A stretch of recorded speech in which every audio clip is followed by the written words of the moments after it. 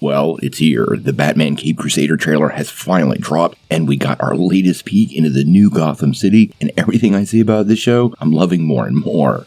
Let's take a couple minutes to break down the trailer, talk about what clues it gave us about the show, and why this show is definitely harkening back to the early days of Batman. Now before we do that though, make sure you hit that like and subscribe button and ring the bell for all the updates. We do daily Marvel and DC videos, and we want to be your place for all the superhero news, but we're going to bring it to you truthfully and transparently so you are in the know. Well, I have to say, this new trailer was a lot of fun and caught me by surprise on several fronts. There's a lot to talk about, including the first appearance of some great villains, Batman at odds with the Gotham City PD, and Linklater's voice, which is absolutely perfect. So let's not beat around the bush and dive right in. Let's start with the villains. The trailer itself gave us lots of peeks into these different villains that are going to show up, and honestly guys, the spectrum is pretty wide. We got to see Firebug, Two-Face, a tease of the Penguin, Clayface in action on several fronts, and Harley Quinn. So the down and dirty villains of Gotham City are all here, and honestly, I like the representation of them all. We also got a peek of what I think was Gentleman Ghost, who was definitely possessing Alfred in that one quick shot and should prove to be a nice change of style when it comes to Gotham City and how the show is approaching Batman.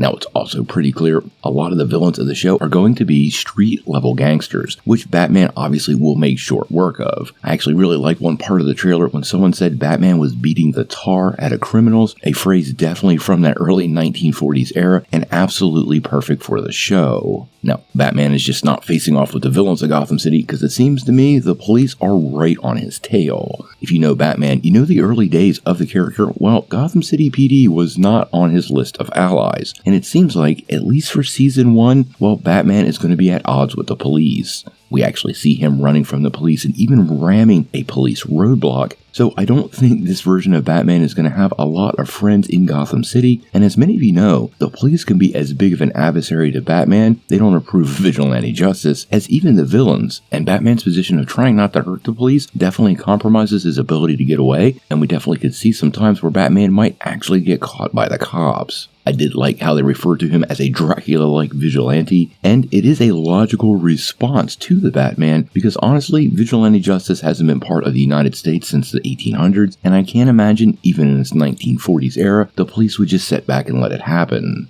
Now, I have to say, one of the highlights of the whole trailer was Hamish Linklater voicing Batman. And honestly, guys, he definitely reminded me of the Kevin Conroy version of the character. Now, stepping into those shoes is no easy task, and he appears to have gone all out in bringing the character to life, and so far, I like what he's done with at least the Batman side of the character. Now, we didn't hear him voice Bruce Wayne, and the crew said that's why he was picked. Lots of people did a great Batman, not many people did a great Bruce Wayne, and that's something Kevin Conroy did near perfect, and hopefully Linklater nails it just as much. You can tell the actor is super excited about playing the character, even saying recently in an interview, quote, "I never in a million bajillion years imagined that I would actually get the part. Not only have I never been cast to do a voiceover work before, but also it's Batman. You don't go from zero to Mount Olympus." Then I got the call and I screamed so loud, I just ran and grabbed my kids and was like, "Dad's Batman." So obviously the guy is super excited about the character, and I love passion from a performer, and clearly Hamish has got passion for this character, and I'm really hoping it shows in the performance. Now, as far as the technical attributes of the trailer, it is stunning. The animation is smooth, the colors are vibrant, and the action itself has weight on screen.